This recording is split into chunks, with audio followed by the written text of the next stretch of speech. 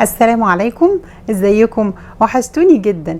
دي مش فراخ مقرمشة، دي حاجة تانية خالص. يلا بينا نشوف الجمال ده والشكل ده اتعمل ازاي. يلا بينا. اول حاجة معانا قرنبيطة جميلة كده وحجمها متوسط. طبعا مش قادرة اقول لكم بيطلع عامل ازاي. احنا هنمسكها نقطعها، الزهرات بتاعتها دي نقطعها زهرات صغيرة، والزهرة الكبيرة هنقسمها لاتنين وممكن لتلاتة كمان. كل ما يبقى صغنن كده وحلو كل ما يبقى مقرمش وجميل. تمام؟ شايفين انا بنضفه ازاي؟ بشيل كده اللي على العروق بتاعته، الطبقة اللي بتبقى بتلمع شوية من بره دي علشان ما تبقاش مجلدة معانا. تمام؟ هناخده بقى كله كده ونغسله غسلة حلوة، وبعد كده نسيبه يتصفى. تمام؟ هنصفيه الاول يتغسل تحت المية ونسيبه يتصفى خالص، وبعد كده نروح نسلقه. تمام؟ يلا بينا بقى الاول نعمل الخلطة واحنا حاطين المية على النار. معانا كوباية من الدقيق، ومعانا ربع كوباية من النشا، نشا الذرة يا جماعة. تمام؟ ومعانا كمان بيكنج باودر، هناخد منها تقريبا كده نص معلقة صغيرة.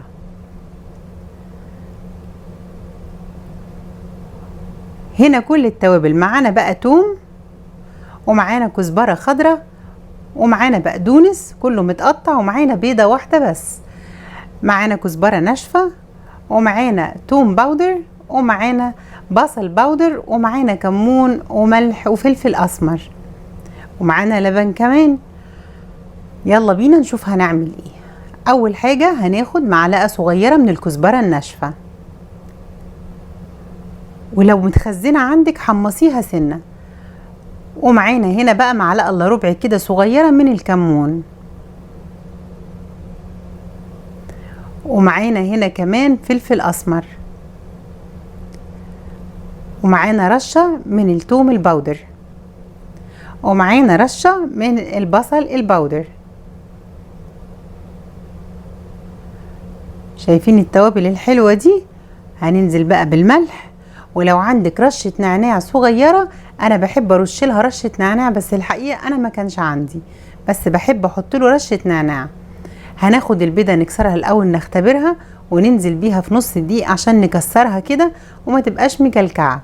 وهناخد كوباية اللبن الساقع ونبدأ ان احنا نضربه كويس. طبعا هو هياخد اكتر من كوباية، بس انا هحط كوباية واحدة لبن والباقي هكمله مية من الحنفية. وممكن حضرتك تحطي نص الكمية مية ونصها لبن، مفيش مشكلة خالص. احنا عايزينه خفيف خالص زي الكريب. تمام؟ هننزل بقى بالثوم المهروس، وهننزل بشوية من الكزبرة الخضراء وشوية من البقدونس.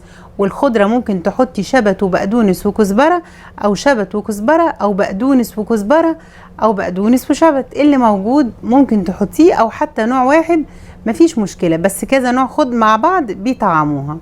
هنا بقى شوية من الشطة المجروشة، وعلى فكرة هنا ممكن تضيفي كمان معلقة من مرقة الدجاج الفورية لو حبيتي، لكن انا اكتفيت باللي انا عاملاه. تمام؟ هنيجي بقى نفتح كيس من اكياس التلاجة، وزي ما حضراتكم عارفين انا بحب اشتغل على اكياس بلاستيك لما بكون بشتغل فيها حاجة فيها دقيق. كوباية من الدقيق ومعلقتين من النشا، وهناخد برضو رشة فلفل اسمر ورشة كمون ورشة كزبرة وملح، وبس كده. هو ده كل اللي احنا هنستخدمه، وكمان هنحط عليهم نص معلقة بيكنج باودر. تمام؟ بالشكل ده عشان ده هيديكي قرمشة وخرفشة حلوة كده، ويخليه القرنبيط كريسبي. يلا بينا بقى نروح نسلق القرنبيط. حطينا ملح ومية، حطينا مع المية المغلية ملح وكمون، وهننزل فيه القرنبيط بالشكل ده. احنا عايزين نسوي القرنبيط 75%. انا مقطعه الزهرات صغيره، قعدت تقريبا 3 دقايق، من 3 ل 4 دقايق على النار. ما تكتريش سوا عشان ما يتهريش منك. لازم تكوني بتمسكي الطرف بتاعه كده اللي تحت ده، ويكون يدوب سواه خفيف خالص. سبته لغايه ما برد خالص، وبعد كده هبدأ بقى اشتغل فيه.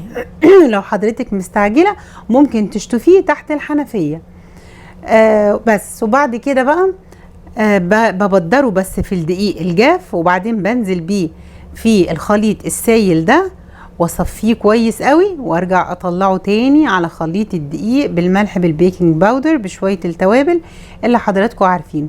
يا جماعه هيطلع معاكم والله العظيم ارنبيط كانك بتاكلي بالظبط، يعني فرايد تشيكن، مش بتاكلي ارنبيط. حاجه كده في منتهى الجمال وكريسبي، وبتفضل وقت طويل.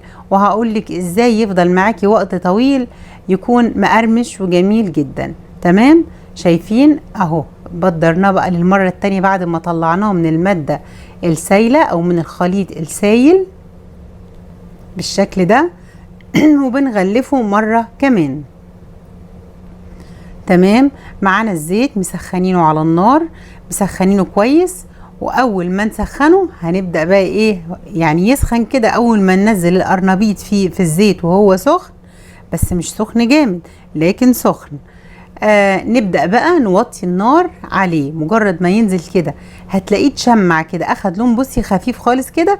وطي بقى النار عليه، سيبيه يستوي براحته، وسيبيه كمان يبقى مقرمش براحته. مش عايزينه يستوي بسرعة، يبقى استوى وحمر من بره ومن جوه تحسي انه عجين، او تحسي ان الطبقة اللي من بره دي طرية. احنا مش عاوزين كده، احنا عاوزينه يستوي على نار هادية خالص ويستوي براحته قوي. هو ده اللي هيطلع معاكي القرنبيط كريسبي لأطول وقت ممكن. وهسمعك بنفسك دلوقتي، هسمعك بعد ما يخرج من الزيت، وبعد ما ننقله كمان للسيرفيس بتاع التقديم.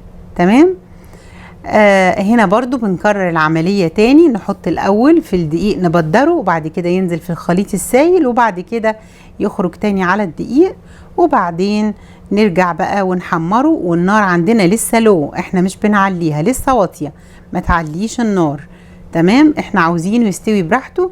واول ما يشمع بس كده وياخد لون نبدأ نقلبه عادي، وايدينا طبعا كل شوية كده فيه نقلبه علشان يطلع كل لون موحد وجميل. بصي بقى الجمال، شايفة الجمال؟ وما حطيناش اي حاجة عليه تصفر لونه ولا حاجة ولا كركم ولا اي شيء.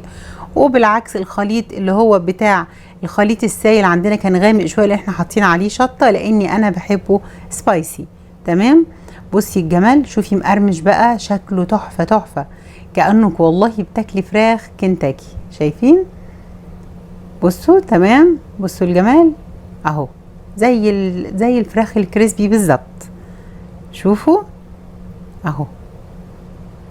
هنكرر بقى العمليه دي فيها كلها، وهسمعكم دلوقتي صوته عامل ازاي. يلا بينا عشان نسمع. وبقى احكموا بنفسكم عليه هيبقى عامل ازاي.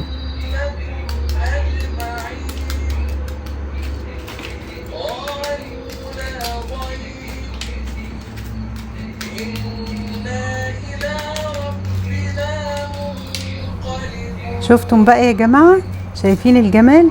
ولا قلبه كمان من جوه مستوي وروعة، مع اننا مسويينه بس 75%، يعني يدوب بس كده 75%، لكن سويناه براحته خالص. بصوا برضو كمان،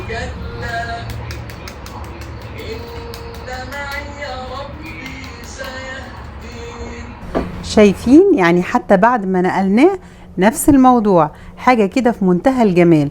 وهيفضل معاكي وقت بقى طويل، لان هو ده سر قرمشته، مش النشا، مش النشا لوحدها ابدا، مش ممكن.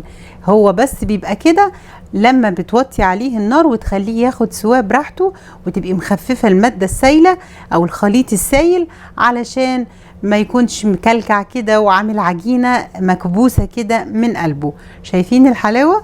والله يا جماعة في منتهى الجمال. لو عجبكم ان شاء الله يعني الوصفة دي، ما تنسونيش بدعوة حلوة. شايفين؟ بصوا اللون، شايفين الحلاوة؟ روعة في منتهى الجمال، حاجة كده تجنن.